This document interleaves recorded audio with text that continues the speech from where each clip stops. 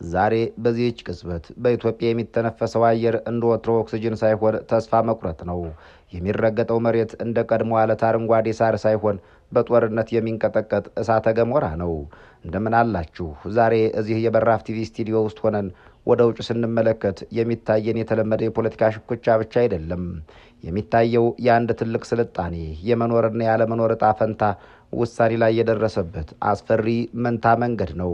ዓለም በጸጥታ የተኙ ሲመስላቸው ኢትዮጵያ ግን በታሪኳ አይታው የማታውቀው የገደል ጫፍ ዳንስ ላይ ትመስላለች።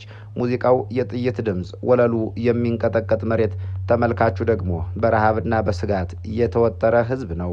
በአንድ በኩል የዘመናት ታሪክ ያላት 4 ኪሎ ዛሬ በብረት አጥርና በሰው ሰራሽ ድሮኖች ታጥራ ሰማዩም መሬቱም የኔ ነው ስትል፣ በሌላ በኩል ደግሞ ከጎጃም ገደሎች እስከ ወሎ ጫፎች ከሸዋ ሜዳና ገደላ ገደሎች እስከ ጎንደር ተራሮች የተነሳው የፋኖ ማዕበል 4 ኪሎ ለመግባት የሚቀረን 4 ወራት ብቻ ነው የሚል አስደንጋጭ ቀጠሮ ይዞ እየገሰገሰ ነው።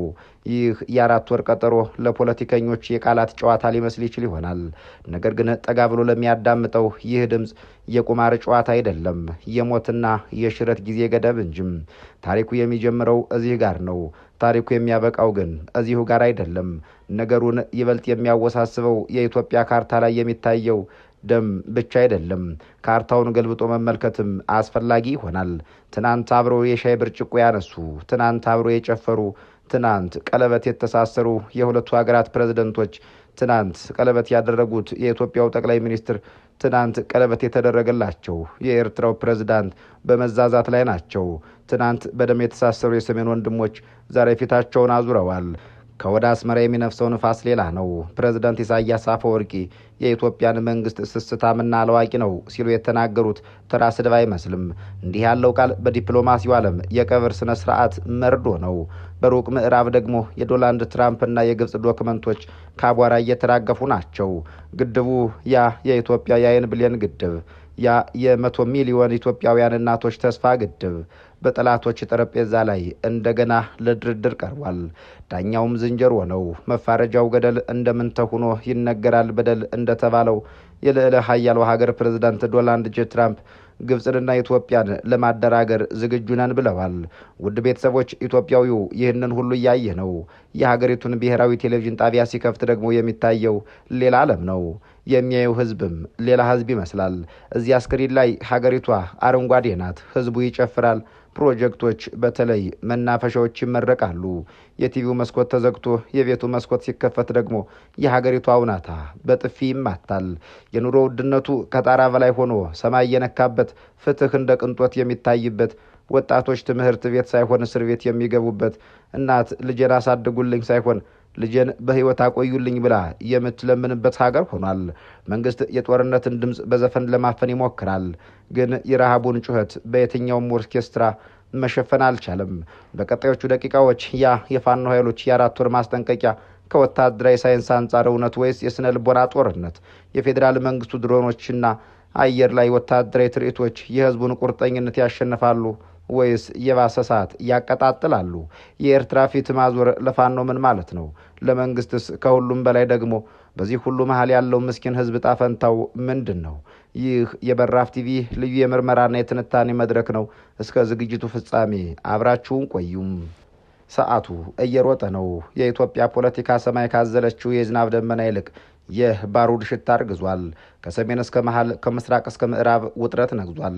ዛሬ አሁን ባለንበት ቅጽበት ኢትዮጵያ በታሪኳ አይታው የማታውቀው የገደል ጫፍ ዳንስ ላይ ናት ማለት ይቻላል። አንድ እግሯ ገደሉ ውስጥ፣ ሌላኛው እግሯ ደግሞ በሚንቀጠቀጥ መሬት ላይ ቆሟል ማለትም ይቻላል። በአንድ በኩል 4 ኪሎ ለመግባት 4 ወራት ብቻ ይቀረናል የሚሉ ኃይሎች፣ በሌላ በኩል መሬቱም ሰማዩም የኔ ነው የሚል መንግስት፣ በሰሜን በኩል ደግሞ ወዳጅ የዛሬ ጠላት የሆነችው ኤርትራ፣ በሩቅ ደግሞ ግብፅና ትራምፕ የጠነሰሱት ሴራም። በዚህ መሃል ደግሞ የሚታፈሰው፣ የሚታሰረው፣ የሚገደለውና በኑሮ ውድነት የሚጠበሰው ምስኪኑ ህዝብ አለም። ነገሩ እንደ ቀልድ አልተጀመረም። የፋኖ ኃይሎች አሁን ጫካ ብቻ አይደሉም፣ የከተማውን አየር እየተነፈሱ ነው። አዲስ አበባ ያች የስልጣን ማማ አሁን በሩቅ መነጽር ሳይሆን በአይን ርቀት እየታየች ይመስላል። 4 ወር፣ ይህ ጊዜ ለፖለቲከኛ አጭር፣ ለወታደር ግን ረጅም ነው። ግን ጥያቄው ያለው እዚሁ ጋራ ነው። ይህ የ4 ወር ጊዜ ገደብ የስነ ልቦና ጦርነት ነው ወይስ በተጨባጭ መሬት ላይ ያለው እውነታ ነው? የምንፈትሸው ነጥባችን ነው። የጎጃም ምሽጎች፣ የወሎ ተራሮችና የሸዋ ሜዳዎች እንዲሁም የጎንደር ቀያዎች ምን እያወሩ ናቸው? በየቀኑ የሚሰማው የጥይት ድምፅ፣ በየቀኑ የሚሰማው የትጥቅ ድምፅ ወደ አዲስ አበባ እየቀረበ መምጣቱን የሚያሳዩ ምልክቶች አሉ። የአማራ ህዝብ ቁጣና የፋኖ ወታደራዊ ስልት ተቀናጅቶ የ4 ኪሎን ቤተ መንግስት በሮች እያንኳኳቸው ነውን? ወይስ ሌላ ነጥብ ነው? መንግስት ግን ይህንን ሁሉ ስጋት እንዴት እያየው ነው? መሬቱ የእናንተ ሊሆን ይችላል፣ ሰማዩ ግን የኔ ነው። ይህ የ4 ኪሎ መልእክት ነው። ካሜራችንን ወደ ሰማይ እንደቅ ነው። እዚያ የሚታየው ደመና አይደለም፣ የብረት ወፎች ወይም ድሮኖች ይታያሉ። የኢትዮጵያ መንግስት የፋኖን ግስጋሴ ለመግታት የመጨረሻ ካርዱን እየተጫወተ ነውን? የአየር ላይ ትርኢትስ ምን የሚያመላክት ነው? ይህ ትርኢት ግን ለህዝቡ እይታ የቀረበ ሰርከስ አይደለም፣ የሞት ድግስ እንጂ። ድሮኖች እንደ ንብ እየተንጋጉ፣ ሚሳኤሎች እንደ ዝናብ እየወረዱ ናቸው። ግን ታሪክ አንድ ነገር መዝግቧል። የሰማይ ላይ ጦርነት ብቻውን መሬት ላይ ያለን ቁርጠኝነት ማሸነፍ ይችላልን? ወይስ ይህ የአየር ላይ ትርኢት በመሬት ላይ የጠፋውን ተስፋ ለመሸፈን የሚደረግ የመጨረሻ ሙከራ ነው? ሪሞታችሁን አንሱና የሀገሪቱን ብሔራዊ ቴሌቪዥን ክፈቱማ። ምን ይታያችኋል? አረንጓዴ መስኮቶች፣ የተመረቁ ፕሮጀክቶች፣ የሚጨበጨብላቸው ንግግሮች። ሀገሪቱ ሰላም ናት፣ ህዝቡም እየጨፈረ ነው። አሁን ደግሞ መስኮታችሁን ክፈቱና ወደ ውጭ ተመልከቱ። ተቃርኖው የሚጀምረው እዚህ ጋር ይሆናል። የመንግስት ሚዲያዎች የሚሰሩት ፕሮፓጋንዳና የህዝቡ ዕለታዊ ኑሮ ሰማይና ምድር ሆኗል። ህዝቡ በራሱ ዓይን የሚያየውን ማመን አቅቶታል ወይስ ቴሌቪዥኑ የሚለውን? በመረጃ ፈናና በፕሮፓጋንዳ ጭቃቁ ውስጥ እውነት ታፍናለች። መንግስት የጦርነቱን ድምፅ በዘፈን ድምፅ ለማፈን እየሞከረ ነው። ግን የረሃብ ጩኸት በሙዚቃ ይሸፈናልን? እንዲያም ቢሆን አታምጣው ሲለው አምጦ ቆለለው ይሉት ሆኖ ትናንት ወዳጅ ዛሬ ባላጋራ የሆነችው ሀገር አለች። ወደ ሰሜን ተሻግረናል። ፕሬዝዳንት ኢሳያስ አፈወርቂ ምን እያሉ ናቸው? ከአስመራ የሚወጡት ቃላት መርፌ የሆኑበት ጊዜ አልፏል። አሁን ቃላቶቹ ቦምብ ናቸው። የኢትዮጵያን መንግስት ጅል፣ ስስታምና አልዋቂ ነው ሲሉ መጥራት ተራ ስድብ አይደለም። ይህ የዲፕሎማሲ ኪሳራው ማረጋገጫ ነው። አንድ ወቅት አብሮ የሻይ ብርጭቆ ያነሱ እጆች ዛሬ አንዱ ላንዱ ጉድጓድ እየቆፈሩ ናቸው። ኤርትራ የኢትዮጵያን መንግስት መዳከምን ለምን ፈለገችው? ይህ ስስታም የተባለው መንግስት ምን ነፈጋት? የአስመራ ፊት ማዞር ለፋኖ ኃይሎች የሚሰጠው ትርጉም ምንድን ነው? የአፍሪካ ቀንድ እሳተ ገሞራ እንደገና ሊፈነዳ ነውን? ችግሩ የውስጥ ሽኩቻ ብቻ አይደለም። በሩቅ ምዕራብና በሰሜን አፍሪካ ሌሎች ተዋናያን አሉ። ዶናልድ ትራምፕና ግብጽ በአባይ ጉዳይ ላይ በጓዳ የሚደረገው ምክክር የውሃውን ፍሰት ብቻ ሳይሆን የኢትዮጵያን የደም ስር ለመበጣጠስ ያለመ ይመስላል። ትራምፕ ግድቡን ያፈነዱታል ብሎ የተናገሩት ንግግር እንደገና ህይወት እየዘራ ነው። መንግስት በውስጥ ጦርነት ተጠምዶ በኢኮኖሚ ደቆ ከጎረቤት ተጣልቶ ሲገኝ ለታሪካዊ ጠላቶቻችን ምቹ ጊዜ እየሰጠ ይመስላል። አባይ ለኢትዮጵያ የህይወት ውሃስ ወይስ የሞት ጽዋ ሊሆን ነው? ግብጽ ይህንን የውስጥ ቀውስ ተጠቅማ ምን ለማድረግ እያሰበች ነው? ፖለቲከኞች ስለ ስልጣን ያወራሉ፣ ጀነራሎች ስለ ድል ያወራሉ። ስለ እናንተስ፣ ስለ ኢትዮጵያውያንስ፣ ስለ አባወራውስ ማን ያውራለት? የኑሮ ውድነቱ ጣራ አልነካምን? ጣራውን ሰብሮ ሰማይ ወጥቷል። እንጀራ የቅንጦት ምግብ የሆነበት ዘመን ላይ ተደርሷል። ስርዓት አልበኝነቱ ሀገሪቱን ሲኦል አድርጓታል። ማንም ተነስቶ ያስራል፣ ይደበድባል። ፍርድ ቤት ቢኖርም የለም፣ ህግ ቢኖርም የለም፣ ዳኛ ቢሰየምም ፍትህ የለም። ያለው ጉልበት ብቻ ነው። ወጣቶች በጅምላ ይታፈሳሉ። እስር ቤቶች ሞልተው ትምህርት ቤቶች ወደ እስር ቤትነትም ተቀይረዋል። ድብደባው፣ እንግልቱ ህዝቡን አማሮታል። ነገ ምን እበላለሁ የሚለው ጭንቀት ተቀይሮ ነገ በህይወት አድራለሁ ወደሚል ፍርሃት ተሸጋግሯል። ታዲያ ይህ ህዝብ እስከ መቼ ዝም ይላል? ዝምታውስ መጨረሻው ምንድን ነው? እንግዲህ ተመልካቾች ስዕሉ ይህንን ይመስላል። በአራቱም አቅጣጫ የተወጠረች ሀገር ሆናለች ኢትዮጵያ። 4 ኪሎ ለመግባት የሚሽቀዳደሙ ኃይሎች፣ በሰማይ ላይ የሚንሳፈፉ ድሮኖች፣ ከሰሜን የሚሰማው የአስመራ ዛቻ፣ ከውጭ የሚሸረበው የግብጽ ሴራና በመሃል የሚቃጠለው ህዝብ አለም። በሚቀጥሉት 4 ወራት ምን ይፈጠራል? የ4 ኪሎ ቁልፍ በማን እጅ ይገባል? ወይስ ሀገሪቱ ወደ ባሰ ትርምስ ትገባለች? የተከበራቸው የበራፍ ቤተሰቦች እያንዳንዱን ጉዳይ በተመለከተ በተለይ ፖለቲካዊና ወታደራዊ ጉዳዩን፣ ማህበራዊና ኢኮኖሚያዊ ጉዳዩን እንዲሁም የዲፕሎማሲውን ጉዳይ ቃል በቃል እንፈትሸው። ኢትዮጵያ በታሪኳ አይታ ወደ ማታውቀው የገደል ጫፍ ዳንስ ላይ ናት እየተባለ ያለው ነገር ምንድን ነው? ይህንን የገደል ጫፍ ላይ ዳንስ በወታደራዊ ሳይንስ በዲፕሎማሲና በታሪክ መነጽር ማየት ያስፈልጋል። ከላይ የተባለው የ4 ወር ቀጠሮ ቀላል የቀን ገደብ አይመስልም። ይህ በወታደራዊ ሳይንስ እሳቤ ውስጥ የጊዜ ወጥመድ ወይም ዘ ታይም ላይን ትራፕ የሚሰኘው አይነት ነው። በታሪክ እንደሚታወቀው አንድ መደበኛ ያልሆነ ተዋጊ ኃይል ለምሳሌም እንደ ፋኖ አይነቱ ኃይል ከመደበኛ መንግስት ጋር ሲጋፈጥ የሚጠቀመው ስልት አሳውንና ባህሩን አይነት ነው። ህዝቡን እንደ ባህር ይጠቀማል። ታጣቂው ራሱን ደግሞ አሳ እንደማለት ነው። መንግስት ባህሩን ማድረግ ካልቻለ አሳውን ተከትሎ መያዝ ከባድ ይሆንበታል። በፌዴራል መንግስቱና በፋኖ ኃይሎች መካከል ግጭቱ ሲጀመር የጦር ኃይሎች ጠቅላይ አዛዥ ፊልድ ማርሻል ብርሃኑ ጁላ ሰላማዊ ነዋሪ የሚባል የለም፣ ሁሉም አማራ ፋኖ ነው ማለታቸው ይታወሳል። አሁን በአዲስ አበባ ዙሪያ እየታየ ያለውም ይኸው ነው። መንግስት ሰማዩን አየር በድሮን ቢቆጣጠርም መሬቱ ግን ሌላ ቋንቋ እየተናገረ ነው።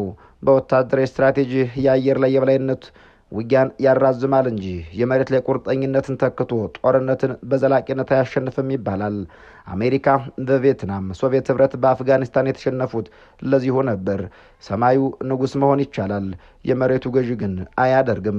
ወደ ጂኦፖለቲካዊ ቼዝ ጨዋታ ስንመለስ ኢትዮጵያ አሁን ያለችበት ሁኔታ ፈረንጆች ዲፕሎማቲካዊ ዚዮሌሽን የሚሉት፣ አማሮች ደግሞ የዲፕሎማሲያዊ ተነጥሎ በሚሉት እውነታ ውስጥ ነው። እዚህ ላይ ነው ነገሩም መወሳሰብ የሚጀምረው። ፕሬዝዳንት ኢሳያስ አፈወርቂ ኢትዮጵያን ስስታም ያሉት በዘፈቀድ አይደለም። ይህ ቃል በዲፕሎማሲው ዓለም የስትራቴጂክ ጥምረት መፍረስ ማረጋገጫ ነው። አንድ ጎረቤት ሀገር ወዳጅ መሆን ሲቀር ለውስጥ አማጽያን ኦክሲጅን ወይም አየር ይሆናል።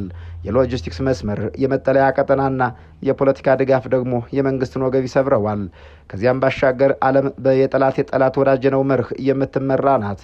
ግብጽና አዲሱ የአሜሪካ አስተዳደር ወይም ትራምፕ ይህንን የኢትዮጵያን የውስጥ ደም መፍሰስ በዝምታ የሚያዩት አይመስልም። መንግስት በውስጥ ጦርነት ሲወጠር በውጭ ድርድር ላይ አቅሙ ይሞታል።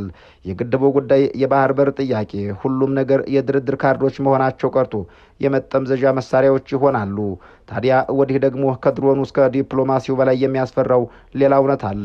ያም የማህበራዊ ውል በመፈራረስ ላይ መሆኑ ነው። አንድ መንግስት የሚያቆመው በሁለት እግሮቹ ከሆነ ነው። አንደኛው ጉልበት ሲሆን፣ ሁለተኛው ደግሞ ቅቡልነት ነው። ህዝቡ መንግስትን ማመን ሲያቆም ያ ሁለተኛው እግር ተሰበረ እንደማለት ነው። ከላይ እንደተባለው ቴሌቪዥኑ ኢትዮጵያ እያደገች ነው ይላል፣ የህዝቡ ኪስ ግን ኢትዮጵያ እየሞተች ነው ይላል። ይህን ክስተት ሳይንሱ ኮግኒቲቭ ዲሶኔንስ ብሎ ይጠራዋል። ህዝቡ በመንግስት ሚዲያና በራሱ ህይወት መካከል ያለውን ግጭት መሸከም ሲያቅተው ተስፋ ወደ መቁረጥ ሳይሆን ወደ ቁጣ ይቀየራል። የፈረንሳይ አብዮት የተቀሰቀሰው ወይም የአረብ ስፕሪንግ የተጀመረው ስለ ዲሞክራሲ ጦት ብቻ አልነበረም፣ ስለ ዳቦ ዋጋ መናር እንጂም። ኢኮኖሚው ሲደቅና ፍትህ ሲጠፋ ህዝቡ የሚያጣው ነገር ስለሌለው ሞትና ህይወት እኩል ይሆኑበታል። ያኔ መንግስት ትልቁን አደጋ መጋፈጥ ይጀምራል። በኢትዮጵያ ቀጣዩ ምዕራፍ ምን ሊሆን ይችላል? በጉዳዩ ላይ አስተያየታቸውን የሰጡን ባለሙያዎች ከፊታችን 3 አስፈሪ አማራጮች ይኖራሉ ይላሉ። አንደኛው የኃይል ሚዛን መቀየር ነው። የፋኖ ኃይሎች የከተማ ውጊያውን ካጠነከሩትና የኢኮኖሚ መስመሮችን መዝጋት ከቻሉ አዲስ አበባ የተከበበች ደሴት ልትሆን ትችላለች። ሁለተኛው የረጅም ጊዜ ትርምስ ነው። መንግስት የአየር ኃይሉን ተጠቅሞ ውጊያውን ለማክበድ ከወሰነ ኢትዮጵያ እንደ ሶሪያ ወይም የመን አይነት የረጅም ጊዜ ውክልና ጦርነት ሜዳ ልትሆን ትችላለች። ሶስተኛውና ወሳኙ ግን የህዝቡ ውሳኔ ነው። የታሪክ መዛግብት ለተመልካች በግልጽ እንደሚናገሩት ማንም ኃይል ድሮን የሚኖረው ታንክ የተራበንና የተቆጣን ህዝብ ማዕበል መግታት አይችልም። አሁን ሰዓቱ እየሮጠ ነው። 4 ወር፣ 1 ወር ወይስ ነገም? ማንም አያውቀውም። አንድ የሚታወቅ ነገር ግን አለም። አሸናፊው ማንም ይሁን ማን የሚረከባት ኢትዮጵያ እየደማች አለች። ቆስሏ የጠለቀና ሕክምናዋ የሚከብድ ሀገር ትሆናለች። በያላችሁበት ዓለም ሰናይ ጊዜ እየተመኘን እንሰናበታለን።